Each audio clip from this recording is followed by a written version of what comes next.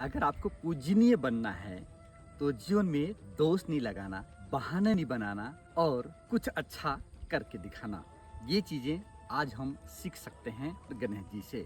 अगर हम जैसे लोग होते, आज के जनरेशन में, आज के युग में लोग होते, तो अपने पिताजी और माताजी के ऊपर कई आरोप लगाते।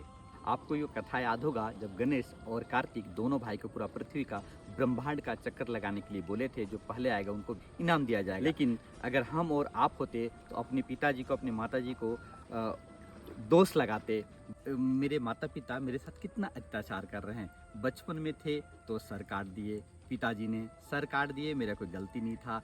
ठीक है, सर काट दिए तो लगा देते, कोई मनुष्य का लगाते, क्योंकि वो सब चीज़ कर सकते थे, ब्रह्मांड का रचयिता थे। लेकिन उन्होंने हाथी का सिर लगा दिए, हाथी का सिर लगा दिए। और अब देखो, दुनिया का परिक्रमा करने के लिए बोल रहे हैं।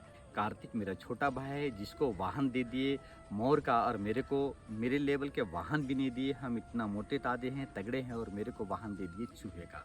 अगर हम और आप होते तो इसी प्रकार के बहाना बनाते और दूसरे के ऊपर आरोप लगाते और कुछ नहीं करते। इसलिए हम लोगों का पूजा नहीं हो रहा है। गणपति जी का इसलिए पूजा होता है क्योंकि उन्होंने बहाना नहीं बनाया और दोष नहीं लगाया, कुछ करके दिखाया।